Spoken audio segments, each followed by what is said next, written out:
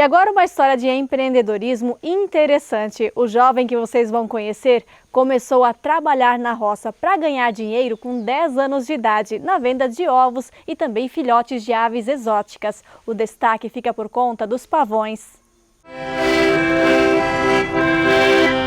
É em Rio Negrinho, na região norte de Santa Catarina, que encontramos a propriedade da família Pscheid. Do alto já podemos ver as estruturas de produção de morango e as construções de criação de aves ornamentais que guardam uma história curiosa. O empreendedorismo de uma criança, hoje adolescente. O Alan, de 15 anos, comprou a primeira chocadeira com apenas 10 anos, quando ia na 5ª série.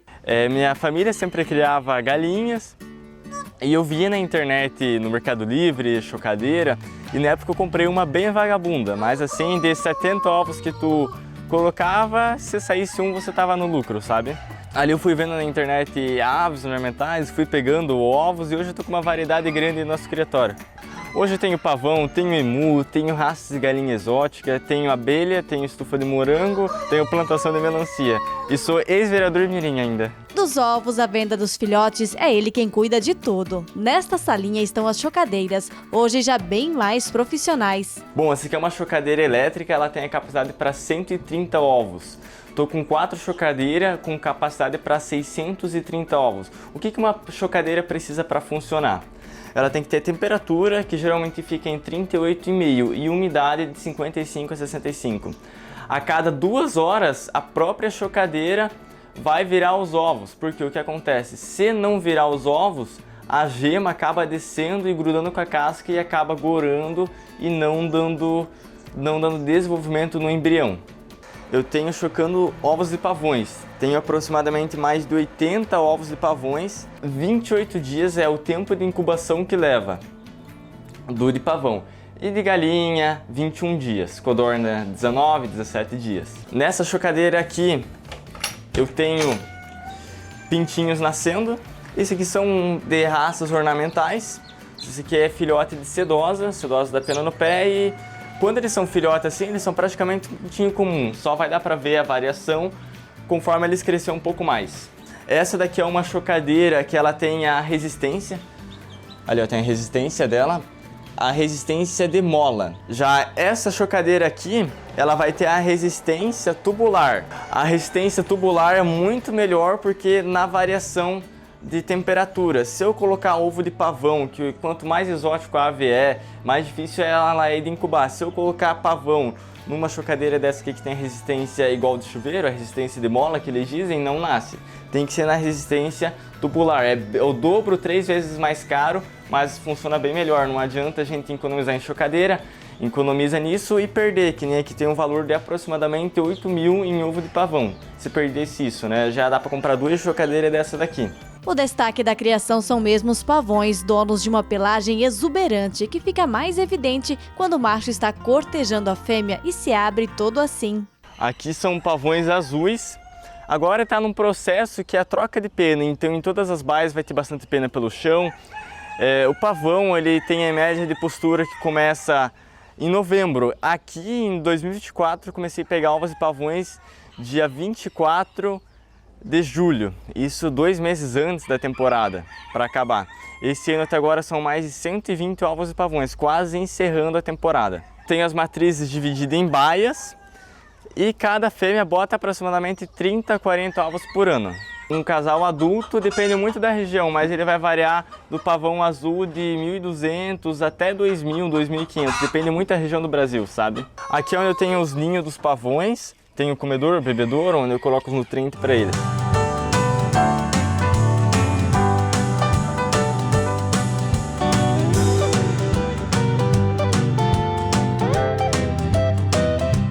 Nessa outra baia aqui, eu tenho os pavões brancos. O pavão branco, particularmente, eu acho ele um pouco mais feio, só que ele vale muito mais do que o pavão azul. O manejo é tudo igual, quando filhote, ambos os pavões são muito complicados de criar. Também por ali estão os emus, ou ema australiana. Ele é um bicho bem desconfiado. Ele tem o cérebro dele menor do que o olho dele. E é uma ave muito mansa, mas ele é original da Austrália, o próprio nome diz, emu australiano. Esse aqui é o macho e lá está a fêmea. Agora está chegando perto da época de postura, os pavões estão terminando e os emu agora estão começando. A fêmea, se reparar bem, já do lado da coxa já ela está machucada, deu macho querer dar umas batateadas, né? O ovo em média é 600 gramas. A casca dura, ela aguenta até 40, 50 quilos em cima o ovo, sem quebrar. O emu é uma ave que tem que fazer sexagem. Ele é uma ave microchipado, os meus emus são tudo microchipado. Eles têm microchip porque você não vê a diferença, qual que é o macho e qual que é a fêmea. Ele dá uma leve diferença no tamanho, mas aí que é o problema, diferenciar qual que é o tamanho deles, né?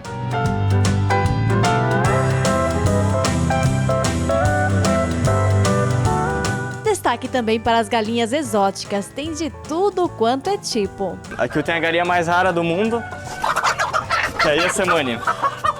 Ela é uma ave que tem a crista preta e a carne preta. Agora não vai querer vir pular, ó. Opa! Aí, ó. Essa é a raça sedosa do Japão. O bicho é tentado. Aí, ó. E belisca mesmo, ó.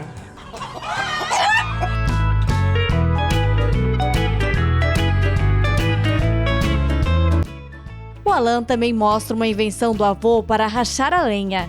Ó, aqui é facinho, ó. Não faz força nenhuma. Ó, botãozinho. Ó, pé aqui, ó.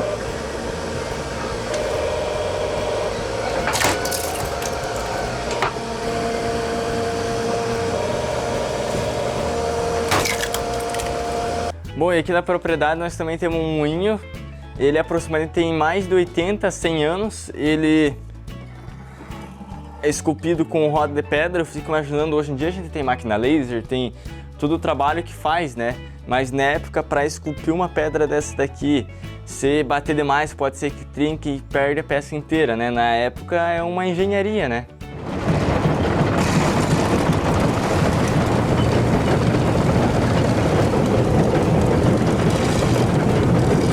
Recentemente, o agricultor participou de um vídeo que viralizou na internet. Era uma pegadinha feita pelo canal Indavírus, da compra de um Tobata que pertencia ao Loli Gebin, influenciador digital que mora em Timbó. Com que tu compra do alemão Loli Gebin, tô te livrando de uma bucha, por favor acredita em mim. Cuidado com que tu compra do alemão Loli Gebin, se comprar essa Tobata tua tristeza não tem fim. E não é que a compra deu certo? Foi um investimento bom, assim, a gente investe 6 mil e tem que investir mais 3 ainda, né? É? Ela tá um pouco suja, mas é porque o cara usa pra trabalhar, né? É o Tobata Kinder Ovo? É, por quê? Vem com surpresa. Vem com surpresa, vem com surpresa.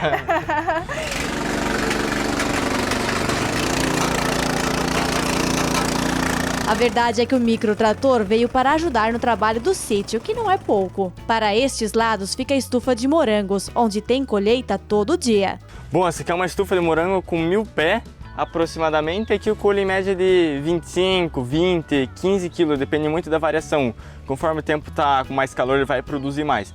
Eu tenho uma abelha, essa aqui é uma mirim, ela ajuda muito na produção. Ela ajuda na polinização e aumentando a produção. Só de abelhas sem ferrão, ele tem 28 colmeias. Já está se tornando mais uma fonte de renda. Essa aqui é uma jataí.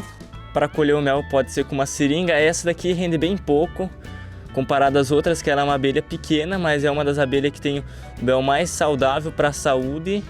E também ela produz muito mel comparado às outras, só os favinhos dela é pequeno. As abelhas ajudam inclusive na polinização das melancias, que é uma outra fonte de renda do Alan. Lembrando que ele tem apenas 15 anos. A rotina do sítio é compartilhada também no Instagram, onde ele já acumula mais de 20 mil seguidores. Bom, o que a roça vai mudar? Eu acho que em ramo de tecnologia ela vai avançar muito em sistema de hidroponia, adubação, cada vez o manejo fica mais fácil, né? E assim, não precisa um terreno grande para tu começar uma atividade rural. E também é muito legal que os jovens se inspiram em tocar a propriedade, em viver numa propriedade que empurra a família para frente, né?